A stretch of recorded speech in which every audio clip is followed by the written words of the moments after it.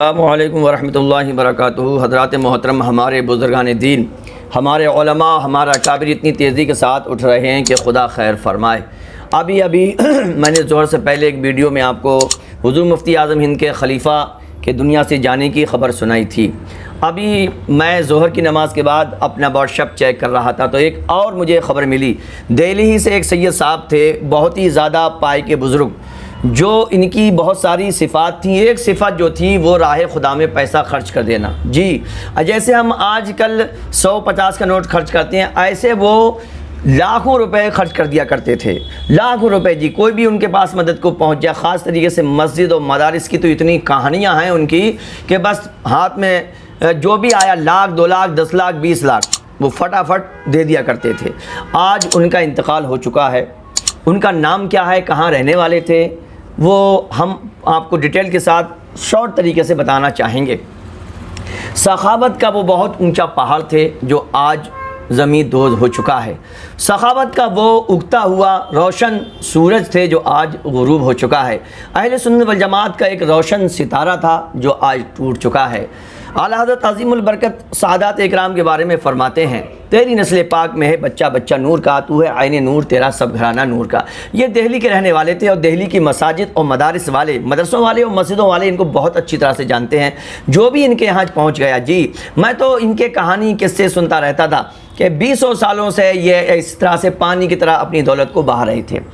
کون ہے یہ حضرت؟ تو یہ گلے گلزار سعادت، مخیر قوم ملت، شہنشاہ سخاوت، معاون ادارہ ہے اہل سنت، مبلغ درود و سلام۔ درود و سلام بہت پڑھتے تھے، ہر وقت درود و سلام، ہر وقت درود و سلام، ہر وقت درود و سلام۔ نہ کوئی ملنا، نہ کہیں جلنا، نہ کوئی بھیڑ، نہ بھاڑ، ہر وقت رسول کریم صلی اللہ تعالی علیہ وسلم کی یادوں کو اپنے دل و دماغ میں بسائے رہتے تھے۔ فیض العارفین الحاج الشاہ حضرت سید اختیار علی صاحب ان کا نام تھا، سید اختیار علی صاحب قبلہ قادری، جنک پوری دہلی میں ایک جگہ ہے، وہاں کے رہنے والے تھے۔ ان کا انتقال ہو چکا، انا للہ و انا الیہ راجعون۔ معلوم ہونا چاہیے، واضح ہو کہ سید صاحب کی ذات دہلی کے خوش عقیدہ اہل سنت والجماعت مسلمانوں میں مساجد و مدارس کی تعمیر و ترقی اور غربا مساکین کی امداد و اعانت کے حوالے سے جانی جاتی ہے۔ جی، سارے دہلی، خاص کر دہلی والے جو مسجد مدرسے اہل سنت والجماعت والے ہیں، وہ بہت اچھی طرح سے حضرت کو جانتے تھے۔ جو بھی جس حال میں بھی پہنچ گیا، بس وہ لاکھوں لے کے ہی لوٹتا تھا۔ بہرحال غربا و مساکین کی بھی بے انتہا آپ مدد کیا کرتے تھے۔ اپنے اوراد و وظائف و ذکر و اذکار و بارگاہ رسالت میں درود و سلام کی کثرت، یعنی بہت ہی زیادہ درود و سلام پڑھا کرتے تھے۔ دینی اور روحانی مجالس اور محافل کا انعقاد، بزرگوں کے آراس کے موقع پر نظر و نیاز، فاتح خوانی کا اہتمام آپ کی زندگانی کا محبوب ترین مشغلہ تھا۔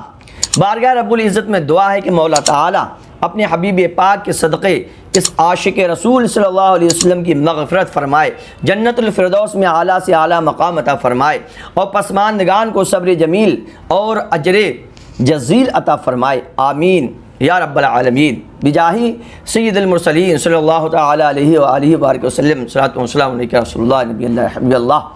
شریک غم کبیر احمد قادری الحسان، امام جامع مسجد دہلی، خیال 830۔ یہ میں ہی شریک غم نہیں ہوں، میں سمجھتا ہوں اہل سنت والجماعت، خاص کر دہلی کے ائمہ، مسجد والے، مسجد کی کمیٹیاں، صدر، سیکریٹری، خزانچی، سب کے دل آج رو رہے ہوں گے، کیونکہ حضرت مسجد اور مدرسوں کا بہت زیادہ خیال رکھتے تھے۔ انشاءاللہ اگر ممکن ہوا تو میں حضرت کی بایوگرافی پر بھی ایک ویڈیو بناؤں گا۔ آپ ہم سے جڑیے۔ میں ہوں کبیر احمد قادری، امام جامع مسجد دہلی، خیالہ 830۔ ہمارا یوٹیوب چینل چلتا ہے جس کے ذریعے ہم بزرگان دین کے واقعات عوام تک پہنچاتے ہیں۔ آپ ہمارے اس یوٹیوب سے جڑ جائیے اور اس سے زیادہ سے زیادہ لوگوں کو جوڑیے۔ بہت بہت شکریہ۔